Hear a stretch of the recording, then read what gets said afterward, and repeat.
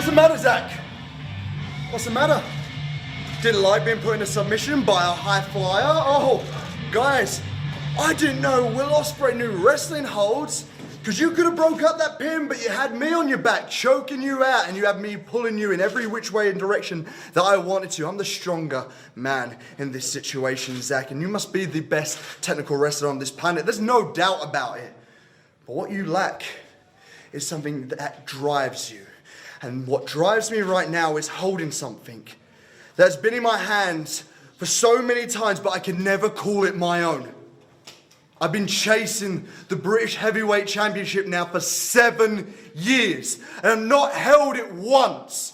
But tonight felt different. Tonight, holding that championship in my hands, it felt right. It felt home. So Zack Sabre Jr., I promise you, you will give me everything you've got, but I'm going to show you stuff that's new. I am going to out-wrestle you. I am going to outstrike you. I will outpower you. And no matter how good you think you are, I am Will Ospreay, and I am on another level.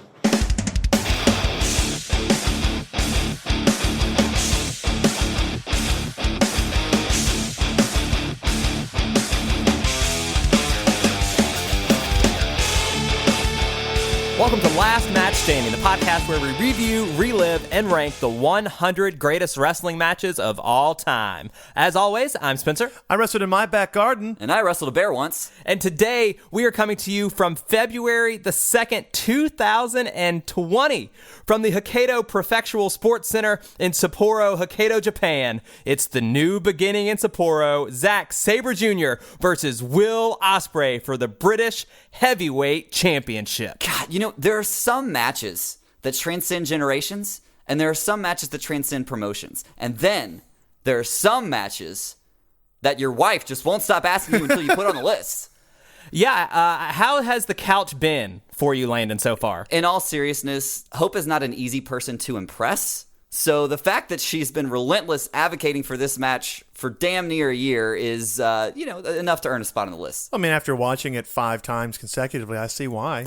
We are thrilled by putting this match on our list, a match that is the most recent entry on the list. I mean, that's what's really interesting and exciting to me about it is that I think as a collective group, we had thought that we were not going to touch anything in 2020 for a while. That's right. We're breaking our own rule. We are breaking our own rule. Well, technically, it's 2021. It's 2021. That's right. Happy New Year.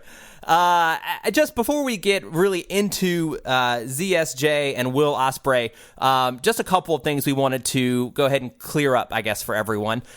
First of all, apologies. It's been since November 23rd since we dropped episode 57. The good news is that you are listening to what is part of a double episode Monday to sort of make up for our absence. We just kind of had a lot of stuff going on. We really did. There were some COVID issues we were dealing with. We also got in some brand new microphones, which we're really, really pleased with.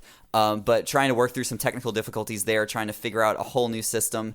And you know what? I have to throw out a huge thanks, because this is all due to the support that we're receiving from our patrons. And, I think we've said this before, but thank you. I mean, we really can't thank you enough for everyone for pitching in and being a part of the show. We've met some incredible people. Oh, absolutely. And so we really appreciate that. And thank you so much for sticking with us while we're trying to figure all this stuff out. Yeah, we want to say thank you, we love you, and we're never leaving ever again. So the goal was ultimately to record a higher quality product for you guys.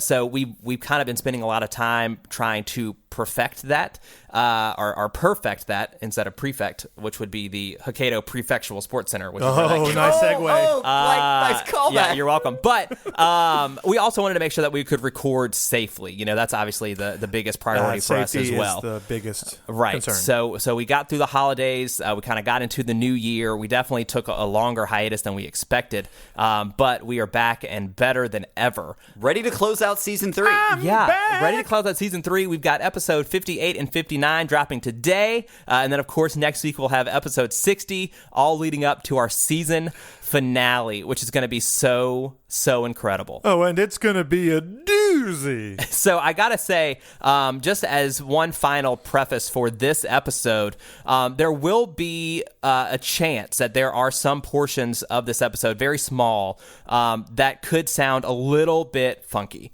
Yeah, it might be a little choppy in places, and we appreciate your patience as we're trying to work through these technical issues. But we thought it would be best to deliver the episode with the original energy as opposed to like going back and re-recording the full thing for just a couple little chops. So.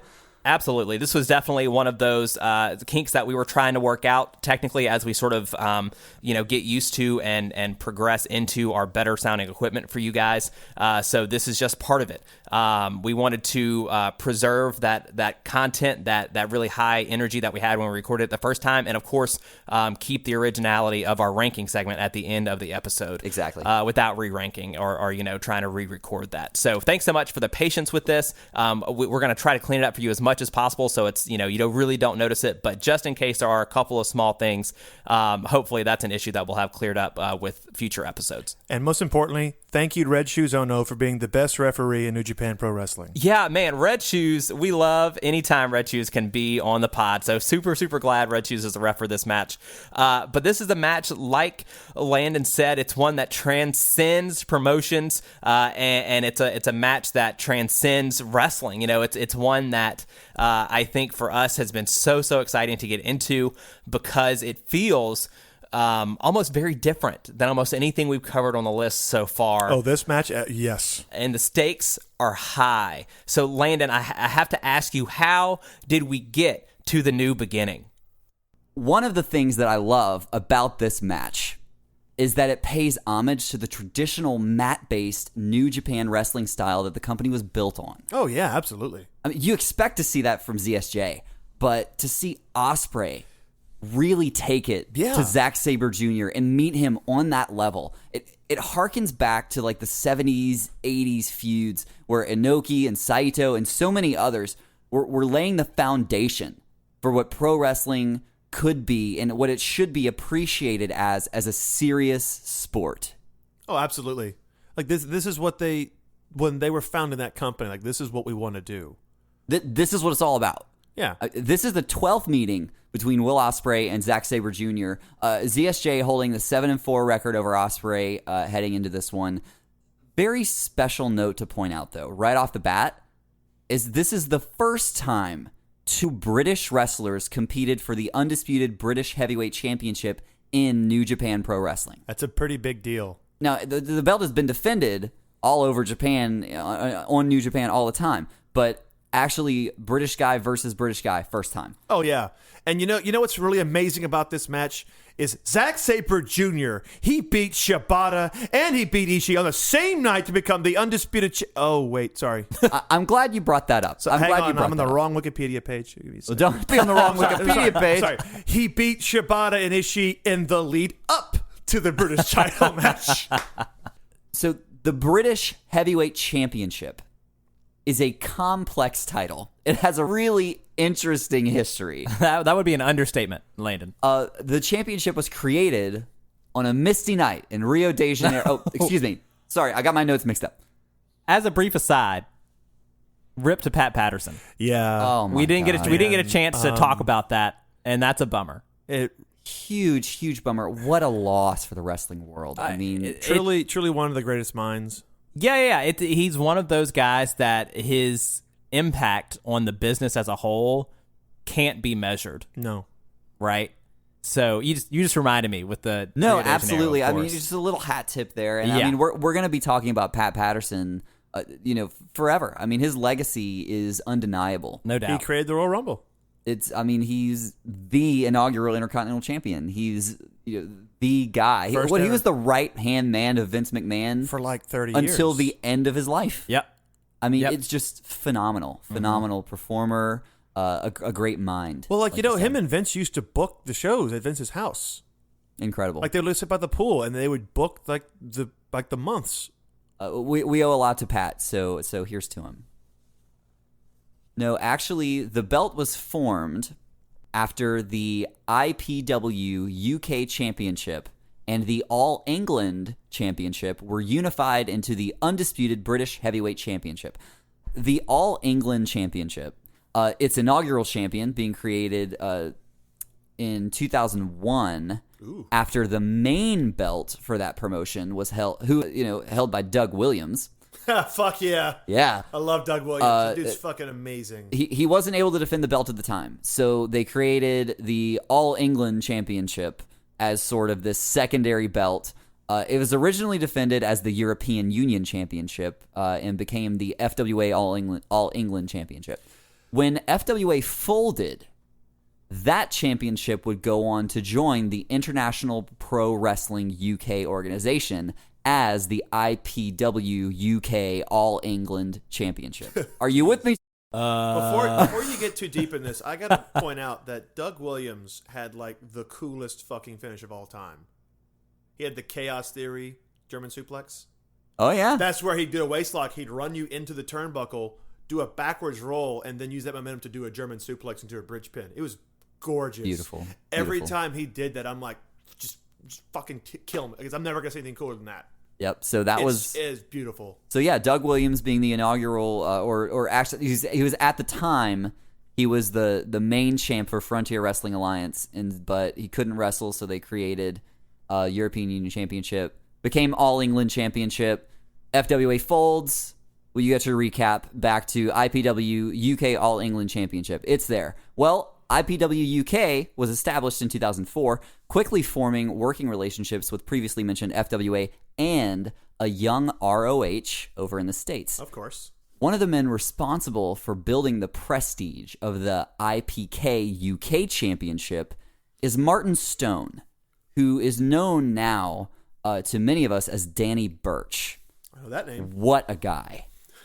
The IPW UK Championship and the All England Championships were unified by Leroy Kincaid, or Kincaid. How do you pronounce this name? I'm not 100% sure. Someone at me. On September 13th, 2009. The unified version of the IPW UK Championship was also held by the likes of Dave Mastiff, Shaw Samuels, and Colt Cabana until the official formation of Revolution Pro Wrestling in 2012. Rev Pro would carry over the IPW UK Heavyweight, Tag Team, and Cruiserweight Championships to sort of carry the lineage and prestige into the new organization. At this point, the unified title is referred to as the British Heavyweight Championship. And that, guys, is how you get to this belt. This belt. It's a beautiful belt. And that's still not the longest recap we've ever had for a feud. Well, I Or a haven't belt, even, for that matter. I haven't even gotten to the feud, guys. Okay, Zack Sabre Jr. Damn it, I opened a can of worms. Zack Sabre Jr. is, among all the other things you could say about him, a busy man.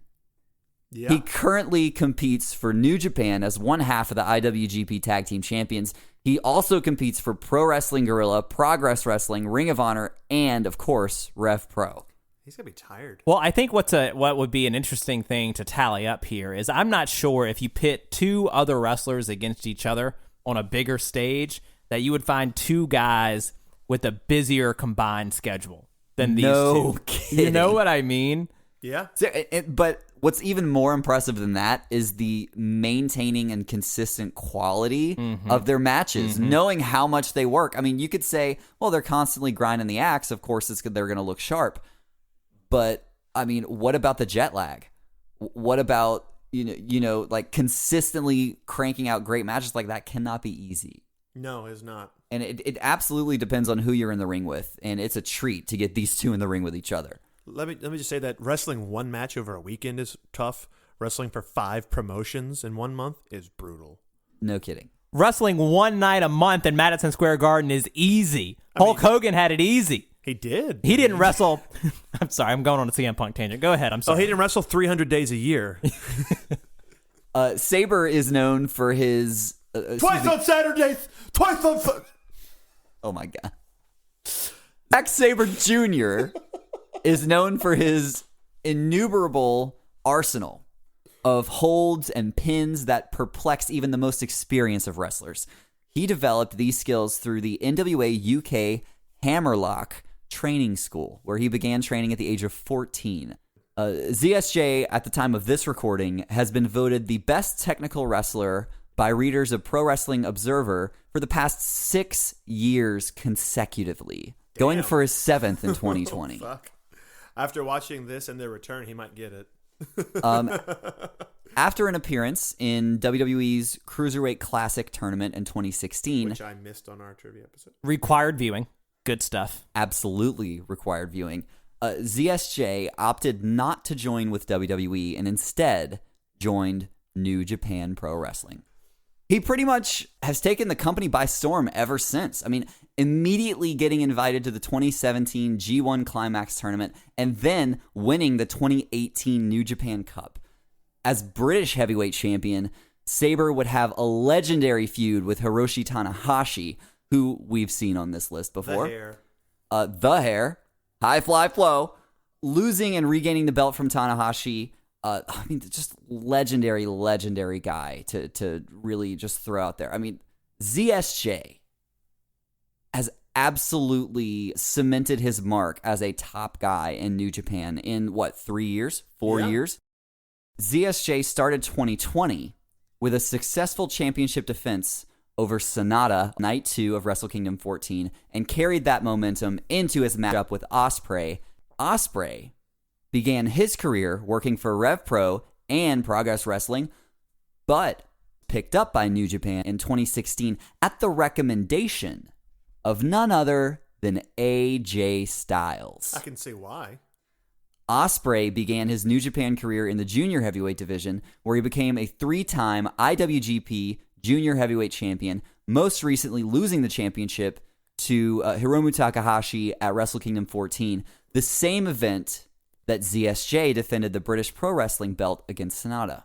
In 2019, Ospreay would win the Best of the Super Juniors tournament and then go on to win the Never Open Championship, allowing him to cross over weight divisions. This opened up the opportunity for Ospreay to compete in the 2019 G1 Climax tournament, making him the only man to compete in both Best of the Super Junior and G1 tournaments in the same year. At least he's the only guy that I can think of that did it. If anyone else knows of someone, please correct me. Even if there's someone else who did that, it's a small list. It is. For sure. 2020 marked Ospreay's official transition into the heavyweight division. January 2020, New Year's Dash, Kazuchika Okada and Taichi faced off in a tag team match with Okada teaming with his Chaos stablemates Robbie Eagles, Will Ospreay, and Yoshihashi. And Taichi with his Suzuki-gun bros, Lance Archer, Minoru Suzuki, and Zack Sabre Jr. Did you say the Murder Hawk? I did say the Murder Hawk. That's The match like that name. ended in disqualification when Okada became the first victim of Taichi's Iron Finger from Hell. That's a name. Oh, if you haven't seen it. Oh, I have. I'm just saying that's a name. Have you ever seen the third Aladdin movie? Yeah. Prince of You know Thieves. that the hand, like the gold hand, like the Midas hand Midas in hand, that yeah. movie? That's exactly what this fucking thing is. And Taichi is just hitting people in the head with it. Like, fuck you. Bang, you're dead. Anyway, You're dead. the war between Chaos and Suzuki-gun would continue when Sabre would attack Ospreay after their New Year's Dash match, resulting in the New Beginning in Sapporo featuring Zack Sabre Jr. defending the British Heavyweight Championship against Will Ospreay. On commentary, we have Kevin Kelly, Gino Gambino, and Chris Charleston. At least we think so. But gentlemen, that's our best guess. but look who's back. Fucking Red Shoes. Red Shoes House! That's I missed right. him so much. Man, it's good to have him back. I think that might be the first time in season 3.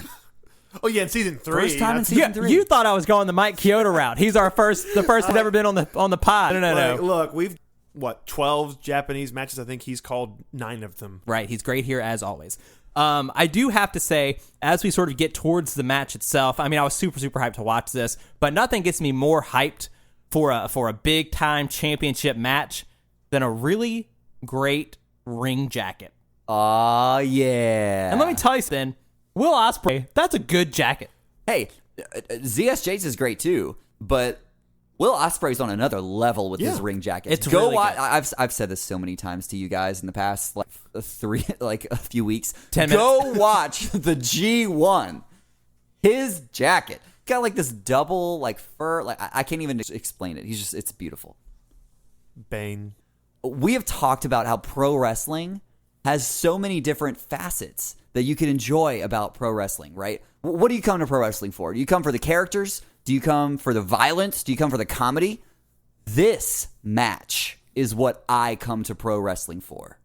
Well, I think that's a really, really good point, especially with the way this season has gone here on Last Match Standing, right? Because part of what's played into our rankings, and I think maybe even specifically yours, Lane, as we pointed out, is some of the matches we've covered, take War Games, for instance, isn't what you come to wrestling for. Personally, me, yeah. Right, yeah, you exactly. So I'm really, really interested to see, now that you've said that this is the kind of wrestling you want, like this is what you come to wrestling for, like how that's going to compare when we rank it here in just a little bit. I think that's going to be really, really interesting. And I'm kind of curious where our listeners stand in that as well. Like, right? Like, what's your go-to style? Is it this wrestling that we get? Is it the fun? I see all on Twitter this week, it's the anniversary of the 6-man Hell in a Cell Armageddon match, right? Oh, wow. And so people have been talking a ton about that and how much they loved it, because it's a whole lot of fun. I don't know if it ever belongs on a list like this. I don't think but so. There are people that think that's one of the best matches ever, right? And it just depends what kind of cup of tea is. Well, I'll tell you what, that is the most played match type on my SmackDown. Here comes the pain. Every single game, and they call it the Armageddon in the Cell match. Hell yeah. They sure do. They did it one time, but it's always on every single game they make. I will say I turn elimination on when I do those. So hell that, yeah. One and done is too hard. Fun. Yeah, it makes a lot more fun.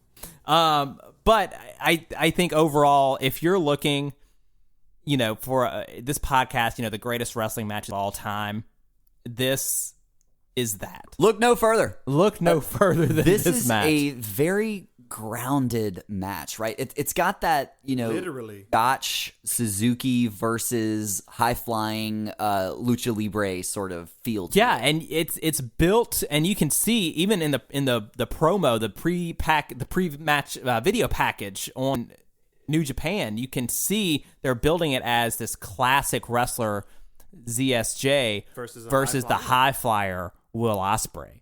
One of the things, now that you mentioned the package, that we can talk about is how good of a talker ZSJ is. Very good. Very good. Do you hate that guy or what? I kind of want to punch him, but... strong Talk style. about that haircut. The haircut? The haircut. My dad has a lot of money haircut? Yeah, that's what it looks like. Strong style is dead. Long live Sabreism. Man. Sabreism. This guy. Yeah, that's good. That's really good. So let's get into it. Let's get into February 2nd, 2020. And the thing is that, you talk about Zack Sabre Jr.'s personality. It is on the forefront the second he gets in the ring. Oh, yeah. Because he gets straight into Ospreay's face. Just like bumping his chest, like, what are you going to do? And Ospreay's like, all right, fine. Wait for the bell ring. I'm like, okay. And it's a really, really fun start to the match. Don't you guys think? Oh, it's starting off with some great chain wrestling. Really, really good chain wrestling from two of the best in the world at it. ZSJ focusing in on Ospreay's arm right off the bat, forcing some creative escapes. Man, there's this understatement. Yeah, Ospreay at one point, ZSJ has the arm, and Ospreay takes his foot. He's in front of Zack Sabre Jr., and he takes his foot behind him. He almost looks like he's doing that sort of like chicken dance. You know what I'm talking about? That's what he looks like. He grabs that foot to just lift it high enough to break the grip. It's just and it's that stuff that just has like your mouth watering, I agree with that. What I just like is that the opening kind of sequence is just Sabre refuses to let go of that arm. When Ospreay gets a little bit of distance, he's gonna do his handspring moonsault. But as soon as he drops down for the handspring, Sabre grabs his arm, pulls him out of the ring, and locks in like an arm lock on the outside. And I'm like, damn. Yeah, it's like Will is forcing ZSJ to come up with new ways to attack the arm. And the good thing is that that's exactly what ZSJ does anyway. He does. Right? And I think that's something that Kevin Kelly says on commentary really, really well throughout the match. That he just makes sure to point out that ZSJ, when you take an option away from him, he's automatically looking for the next option. Yeah. Right? And you can see that play out time and time again in this match. Ospreay is already having to kind of break away from his element just to wrestle Sabre Jr. Yeah. And it really shows because he wants to fly. And like every time he tries to fly, Sam's like, nope, bitch, no, fuck you, down to the ground. But I love how prepared Ospreay is. It's like he's not afraid to go to the mat Absolutely. with Zack Not at here. all. And Zack is sort of taken aback because he at one point he pushes Will Ospreay into the corner and creates separation. He's just like, okay, maybe I need a reset here. Well, yeah, I think it speaks to the point. I normally you would think going into this matchup that Zack Sabre Jr. is going to want to be as close to Will Ospreay as possible to, one, keep him out of the air, but two, keep him on the mat with submissions, right? But now we're only 4 or 5 minutes in, and ZSJ is the one looking for space because Ospreay has brought Sabre Jr.'s game to him, and I think that's a really, really exciting start to the match. It is beautiful. One thing I really do enjoy, though, is when you get that separation. So this is going to be a mouthful, and I'm not sorry, but just it's a mouthful. So Will Ospreay does a back handspring into a backflip back elbow. Yeah. That's a lot to say. It's exactly what you described. And I watched it. I'm like, I gotta write this down because I'm going to forget this. Right, and that's exactly the moment after Ospreay is able to escape from that cravat we're talking about. And it just shows, what Ospreay is known for. Like, yes, he brought this new sort of like ground game to Zack Sabre Jr. We're going to talk a little bit more about that in a second. But he is very quick to return to what he knows best when he gets the opportunity to. Yeah, when he gets a moment, he does not waste it. He is like, all right, fine, I got separation. I'm going to fly. How about the dueling rolling pin attempt spot? That was beautiful. It's just, that's always fun. But with these two guys, it's just this sort of like, we got the fucking like double leg Nelson that got reversed into like the God damn that pin. And I watched it. I'm like, oh, okay. And then they just roll out like 3 more different pin types, I think like, sometimes yes. the switching pin attempts back and forth sometimes comes off as silly. But when they switch it and do different things, it's like it's more like they're trying to impressive. top each other in this Exactly. instance. And I think it's enjoyable for that reason. For me, there's like one moment that is like it's not even an important moment, but for me, it kind of spoke to Zack Sabre Jr. kind of being off of his game. So he kind of tangled in the ropes, and then Ospreay just does like a low drop kick right to the face, and he's like tied up in the ropes, so he can't even move. And I'm like, because you're off your game. He is just, you were not expecting him to come at you with this ground game, and it's got you like, what am I gonna do? Yeah, and he's caught in the ropes and gets right in the face. And I want to pick up from that moment because after that drop kick, Ospreay hits this underhook suplex to Sabre, and it's fast, right? It's so fast, and it looks like the first time that Ospreay really has control of the match. And we're just over 10 minutes in, so Ospreay has his first attempt then at the Os Cutter. Doesn't quite work. They end up kind of trading position back and forth, trying to gain control over each other. Ospreay has Zack Sabre Jr. in this sort of reverse suplex position. Oh my god! But what happens from that reverse suplex position? Okay, so he goes to the reverse suplex, and then Zack Sabre Jr. kind of like pivots his body and locks in a fucking guillotine. And I'm like, how? Yeah, I think, British heavyweight champion Zack Sabre Jr. is small enough that he can do sort of these, like, basically almost crawling around Ospreay's body. Yeah. Right? Like he does. By the way, he does this shit in midair. Yeah.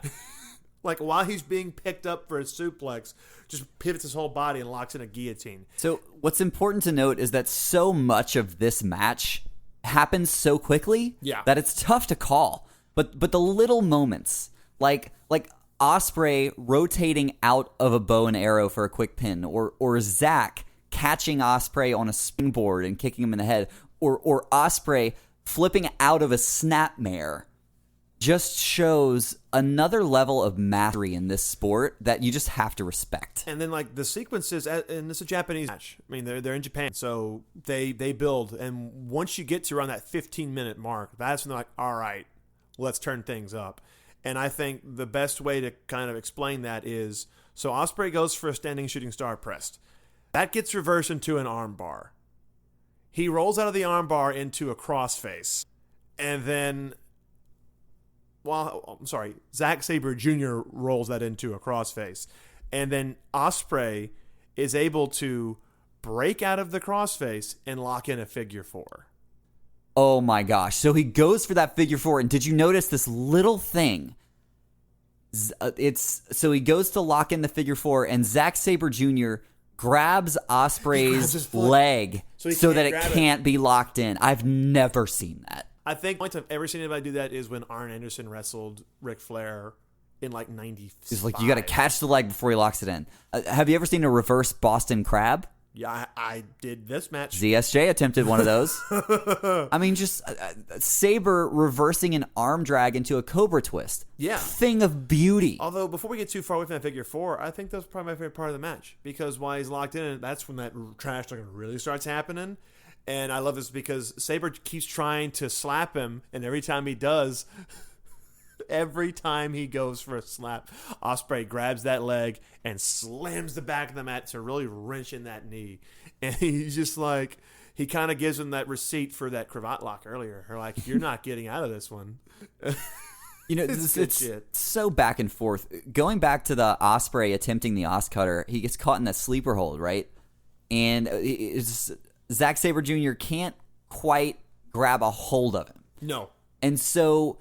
he hits what do we call this, Paul? We're fighting over what to call it. I would call it a snap half Nelson suplex. I said it's a snapdragon, and if anybody wants to fight me, every time Kenny Omega does it, that's the same fucking way he does it. So if it ain't a snapdragon when Kenny Omega does okay, so what I understood is a dragon suplex is like a full Nelson suplex. Well, but this is a half Nelson. Well, Kenny Omega does, he does a 3/4 Nelson. He never actually locks in the full Nelson. Okay. But like, it's a dragon suplex. If you want to call it a half dragon or a 3/4 dragon, I'm fine with that. The point is that it's fast and it's fantastic. Yeah, it's just really good. Oh yeah, they go hell for leather. I hate to always say that, but like, how else can I describe? Well, if it's on the list, you can pretty much guarantee they're going hell for leather. Oh, absolutely. That cannot be explained anymore than whenever Zack gets a little bit of separation, and he does not 1, not 2, but 3 penalty kicks to the chest. It's a really good strategy because... And every time he does it, he kicks harder. Well, you got to be thinking at this point, it's getting later into the match. I need to keep Ospreay grounded. Yeah, and I'm like, because if Ospreay is not grounded, I'm in trouble. And this is how he beat 3 PKs. Great. That's how you beat Ishii. But the issue, stop kicking him. His issue here is that he gets a little cocky because he did beat Ishii, and so he's just thinking, okay, well, I've got him down. Let's just kick at him a little bit. So he leaves this opportunity for Ospreay to get up, and Zack Sabre Jr. gets hit with a hard forearm. Oh, talk about Ishii. Knocked him the fuck out. Like, bam, he went down hard. Creates an opening. Right. And in this opening, we're just over 21 minutes into this match, Ospreay is able to actually bounce back and hit that Os Cutter. He hits the Os Cutter. Hang on. You got to remember this. So there's a guillotine that somehow is reversed into a suplex, and he's able to turn that into the Os Cutter. And once again, is like I said, Zack Sabre Jr. has a way of just pivoting his body in midair while trying to do a suplex. It's just, I don't know how they do this shit.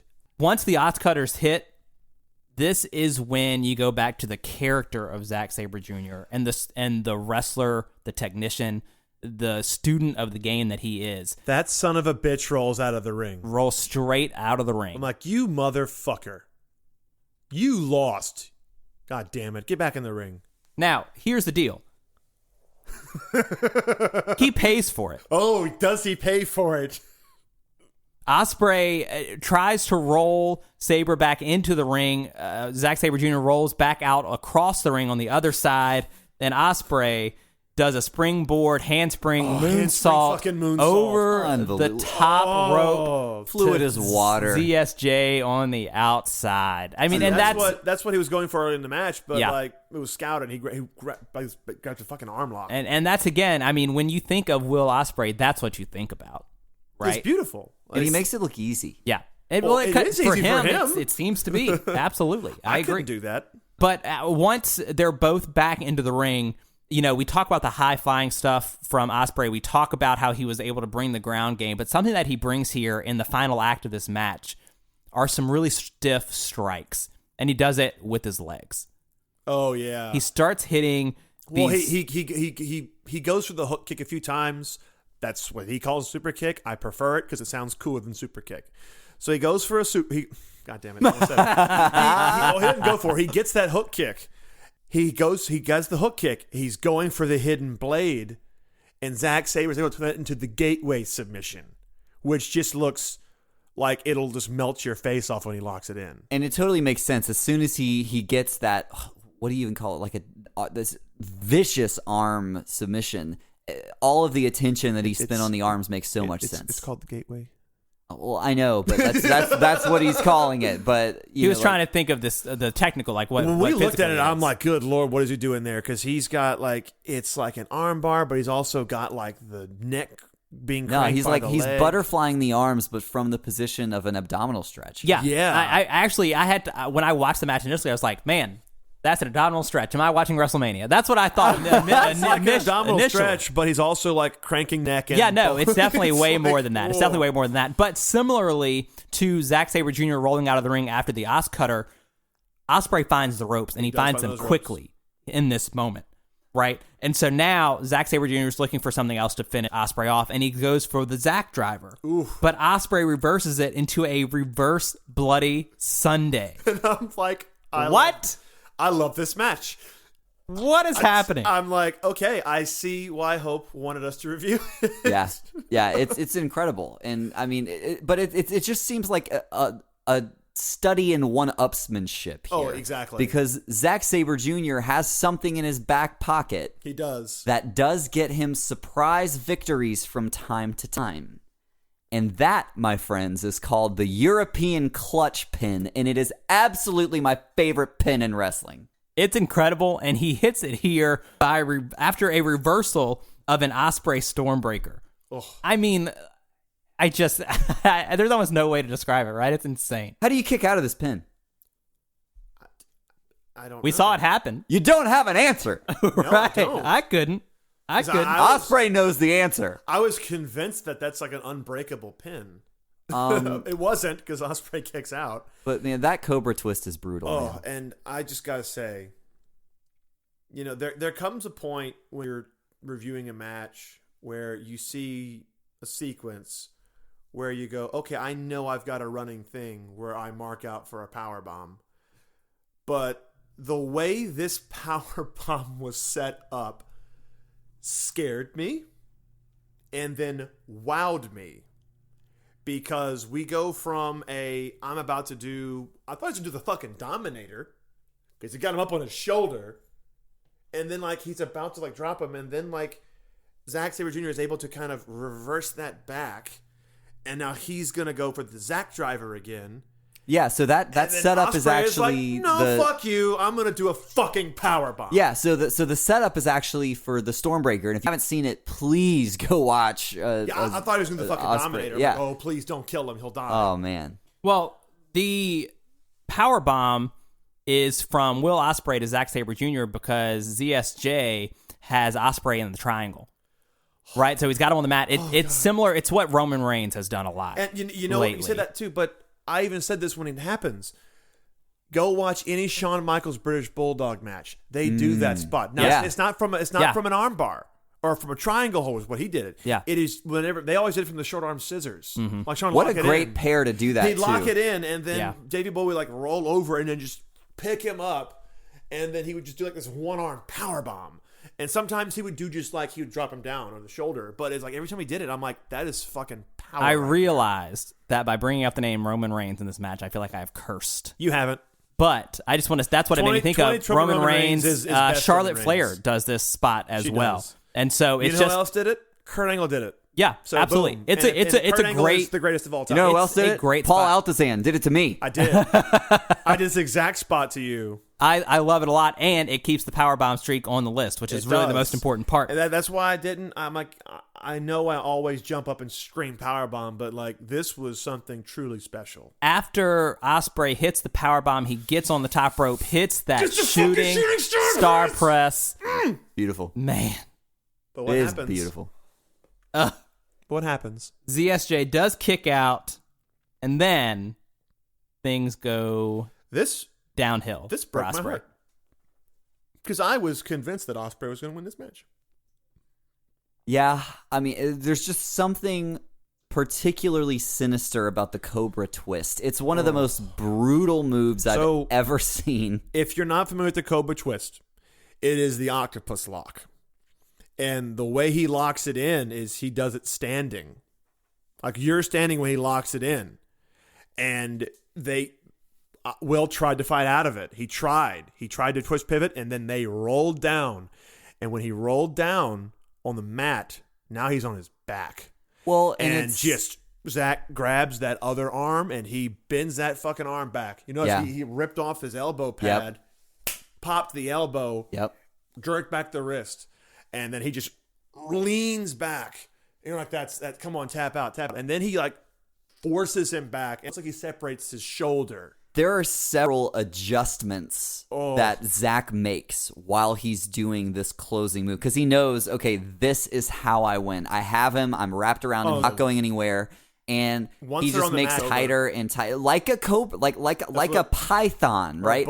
Any type of constrictor. Like He's just boa. making those adjustments, getting the hold tighter and tighter. But there's one moment where Zack Sabre Jr. leans back, and you just see Ospreay's spine, his whole body compresses. twist, and it's devastating.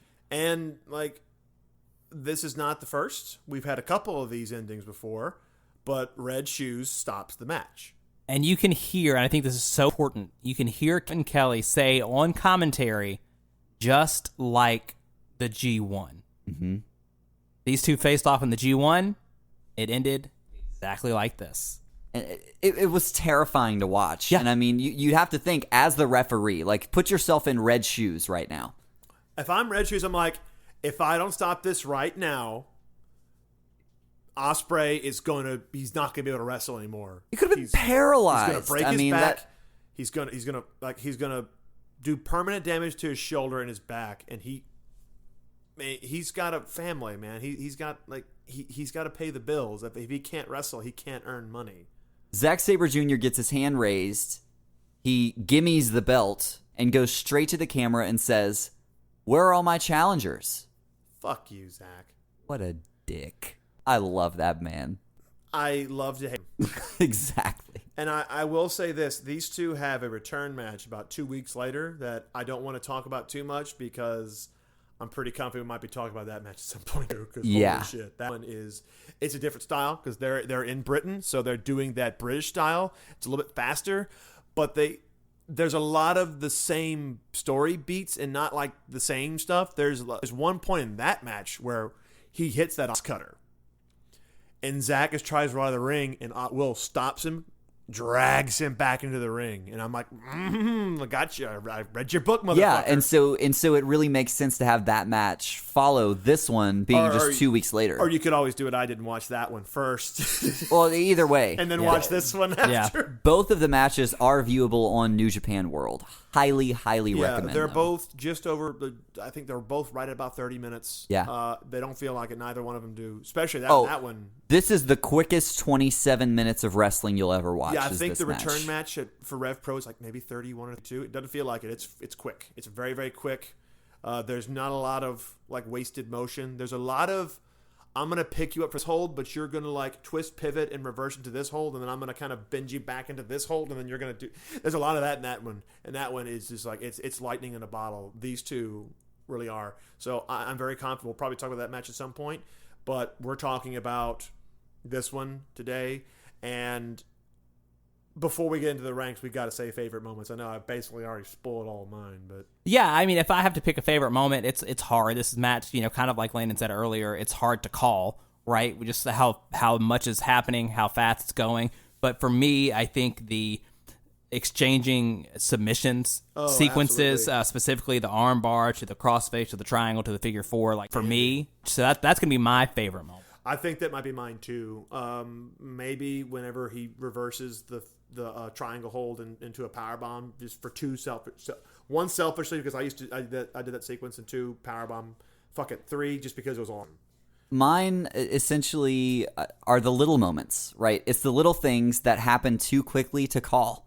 It's the flipping out of the snapmare. It's the little things that you barely see. I mean, there's so many of those in this match. I agree with that. True statement. For the 58th time, boys, it is time to rank this match on our list of the greatest wrestling matches of all time. We only have a few more times to do this here in Season 3, and I don't think this is going to be any easier No, it won't. than the ones we've done before. Honestly, no, this one is going to be pretty easy. This is going to be open shut. So, Paul has said this one is open and shut. This is going to be an easy. It's not even a long conversation. So, I'm going to tune your eyes to three different matches, and you're going to be confused because over the ranking. So, the very first match that I thought of when watching this one was Marty Jones and Roll Rocco. No, not because they're British, because there's a very similar story they tell, minus the rounds and minus the 200 years old. Another match I thought of, believe it or not, was Minomi Toyota and Akira Hokuto. I thought about that one too. I'm like, okay, there's this kind of this similar thing where you get this high flyer and this grappler kind of going into each other's wheelhouses to kind of surprise them. And the third match I'm going to talk about is Tiger Mask and the Dynamite Kid, where once again you've got this ground technician who's considered to be one of the best, and you've got this kind of high-flying, very, very fast style. And once again, you're seeing those two different wheelhouses mix. So those are the three matches that I compare it the most to. However, I would actually put it above all of them. So for this match, Zack Sabre Jr., Will Ospreay, my official placement is number 8. So number 8 would put it right above Pete Dunne versus Tyler Bate. Yes. So what edges it out over that one for you? That match is a little too flashy. Okay, so it's more so like we're doing spots, and that's them trying to tell a story. This match is like, no, they're not doing spots. These two are trying to beat each other. I completely disagree. I would have the opposite reaction. Really? Yeah, I think the Dunne Bate match is more so of telling the story of Tyler Bate, making it. Like he's there. He's made it to the top of the heap, and Pete Dunne is here to bring him crashing down. Yeah, and I think and they I feel like have a lot of do history. a good job Bitter of telling end. that Yeah. throughout the match. I think so too. That's fair. I think this is ultimately going to come down to a preference thing. I think so. I mean, so do we have So here's the thing. some help And this time? As a matter of fact, Landon, we do have some help, and that is from Adam, our patron. Adam is a great guy, first of all, and has just done really, really a lot to... One of the very best. Yeah, one of the very, very best. And he just has really, really great stuff to share with us from the time. And he had sent us an email with his ranking, right? And so I want to read a little bit of what he had to say. So Adam, thanks a lot for this. It says, as a big New Japan fan living in London, I got to see both of them at New Japan's Royal Question last summer. Both these guys are a huge source of pride to me and basically every Wrestle Brit fan in 2020. You can see this in the electric crowd. Very weird thinking back to earlier this year when we had crowds, right? Of the London blow-off match where Ospreay finally conquers ZSJ for the Rev Pro title. Arguably the most prestigious UK title given WWE's involvement with Progress, ICW, and the Irish OTT promotion, etc. at your call in the Bethnal Green area of East London. As the crowd goes ballistic for Ospreay's victory. While I do think that match adds some essential extra elements to their match 2 weeks prior in Sapporo, seeing Ospreay overcome what Zack hit him with in their previous match it is more difficult to watch and focus on due to Rev Pro's considerably smaller production budget to New Japan. So I understand that this is probably helped that match's case. I love how these two very different guys who have a ton of history because of their age and relatively close upbringing work so smoothly and complement each other so well. Zack is by far the more technical wrestler, but he's so damn quick. He can keep up with more aerial and increasingly muscular, nudge, nudge, wink, wink, Ospreay. He is. It manages to be both a war and a technical masterpiece, which is a really rare matchup to find, but these two know each other so well that it's a perfect storm for them to combine. Yeah. Personally, I'd have this in the top 20 as it stands, though I'm conscious that it displaces Nakamura versus Ibushi. With the highest, I'd probably go as 18, replacing Eddie and Ray at WrestleMania 21, which is pretty similar, though much shorter match with less at stake than this. What a great summary. And I do agree that it's similar to Eddie versus Ray. It is. Yeah. Just And you know, sort of understanding and taking into account that you're perhaps ranking the Rev Pro match, which was very similar, happened 2 weeks later. But I feel like that's awesome because you were there. Like, I'm so jealous. Like, Yeah, I am too. Man, Adam, we need stories. We just need to talk, man. That sounds Please. fantastic. Okay. So let's taking what Paul has said in effect at 8, taking what Adam has said. Landon, where are you? Ospreay, Do you want to go next? Do you want me to go? I feel like I'll go. Okay, I'll Landon, go. go ahead, man. I really have been floating this around in my head all day. I've been trying to chew on it. And I keep going back to Bret Hart versus Owen Hart.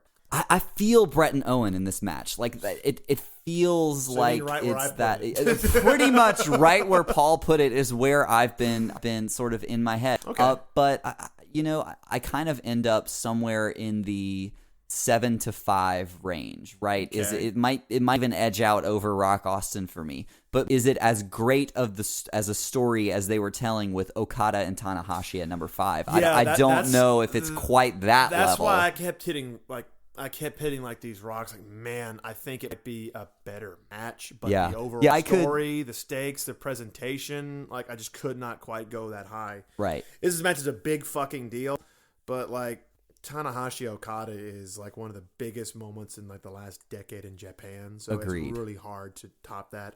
And then for me, it was like Rock Austin was like, fuck, man, it's the best WrestleMania of all time. Spoiler alert, one of the biggest feuds of all time. And Yeah, I would be most comfortable so- probably at 7 or 8. yeah, that is very interesting. But I want to hear Spencer's rant before we say anything is final. The first match that I thought of, Kurt Angle, Chris Benoit. Oof. That was the first match that came to mind because I thought of technical masterpieces. Benoit likes to do some high flying. It just made sense. It just clicked to me, right? I do think this is a better match, but that's where I started. So that means, my floor would be 24, right? That's kind of my floor.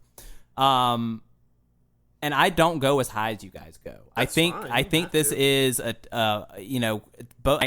not going to say anything that you two haven't said, but a match from beginning to end, there are a few matches that we've covered on our list that are flawless, and this comes pretty close. You know what I mean? There's some small things, but not much. Nothing Not that's much. noticeable unless you watch it like 4 or 5 times in a row. Yeah, and I do think that this is a match for the wrestling nerds. You know what I mean? Yeah, And exactly. that includes us sitting around this room, right? Like, and that's okay. But this is not a match that I would show necessarily my partner trying to get into wrestling, right? I'd This probably isn't show that him kind of I'd match. probably show him the rematch, but probably not this one. This So- is like you have to kind of get your. This is like when you're getting your master's degree in wrestling. You know what I mean? Like Yeah. you have your freshman, sophomore, junior, senior, and then you have your college years. You know, You've and got it your kind of- associates, your bachelor's, your master's, and your PhD. And it makes me think the Bret Owen match from WrestleMania 10 is a match that people go back and watch and study when you want to be a wrestler. And this is the type of match where you can do exactly the same thing. Yeah, So absolutely. I appreciate it so much for that reason. And I think, Landon, you said in the beginning, this is what you come to wrestling for, and I get it, man. I mean, this is professional wrestling, right? Like, this is it. But for me, I come to professional wrestling oftentimes for the story. Okay. And this doesn't do it for me. Mostly because we know the payoff's 2 weeks from now. Yeah. Right? Ospreay gets the title 2 weeks from now. This is He just... gets it back. This is a match, that's a rematch of the G1. These are guys that have gone at it 11 times prior to this. It's just another title defense, and I don't want to say just another title defense as if it's meaningless. It's a big deal. Yeah. But in terms of storytelling, it's on a card, that has mixed reviews on a show that's, after Wrestle Kingdom. I don't know. Like, it just doesn't do it for me in terms of storytelling. So when I look at the match itself, compared to everyone else, I do cross that sort of 18 number that Adam was going with Eddie and Ray. I definitely cross that. I do pass up Tiger Mask and Dynamite Kid at 16. I actually stop at 15 though, and behind the I put it behind the Unbreakable Triple Threat, which is arguably one of, with the other X Division match, arguably one of the 2 or 3 best matches in that promotion's history. I put it right underneath that and right above the 60-minute Raw John Cena Shawn Michaels. Spencer, you do this definitely with WrestleManias. You do this a lot with these matches too. You kind of help sober both of us because we're like, oh my god, so that's good. a really good way to put it. And you're because like, we need that. We need right. that sort of balance. Because I'm really high on this match. I'm really high on Will Ospreay, and Yeah, that's so true. I sort of need. And so when Paul was high, I was just like, let's go there. Your first we need reaction was that. like, good lord, man, that's high. We are 3 very different wrestling fans. Yeah, we have 3 very different opinions, and I on think that's wrestling. very okay, and I think it's actually for the benefit of the show. That's why the show works. Yeah, I think it's for the benefit. But I think there's moments, and some of them we haven't gotten to yet, where you're going to have to reel me in some instances, right? And so I think we've read to reel you in once. I don't even want to say reel in, because I don't. You're not reeling in. You're putting a different perspective that We've had. Yeah, no, it is a different perspective, and I feel like we've had conversations around maybe like the women's triple threat, right? That is one that would be much higher on Spencer's list. Yeah, probably. I would probably say that would go, 5 or 6 spots higher, maybe. I look at the please list. don't fight. No. I'm not. fight. It's just proving the point that we all come to wrestling for different things. Exactly. And I love this technical wrestling masterpiece. I love watching SJ in a ring is art. I mean, it is art. I agree. And it is. I don't know if wrestling feels. I don't know if professional wrestling feels more legitimate than it does when he's in the ring. You know what I mean? That's a good point. And that I So appreciate. you definitely have made me kind of relook the list. I'm not saying it has to be 15. That's where I stop. So Well, for me, I would say 15 is my floor. So if Paul, I would agree with that. Like I wouldn't go any lower than that. in Might go a little higher. considering that that's where you want it, and our Adam had put it at 18, I'd say 15. I would be comfortable. I would too. My only thing would be like, now I'm reliving that triple threat. I'm like, oh man. I just and the reason why Christopher Daniels it's not is like- it's not that matches 1 through 14 are necessarily better wrestling from top to bottom, but I think there are 14 better stories. It's better stories. I think, were we actually covering the payoff match, as you said, from Rev Pro, That and might have gotten a little bit higher, but maybe it goes a little higher. But that might be a top considering 12, where we but are, I'm comfortable with 15. Paul, I am too. 15? Yeah, 15. Okay.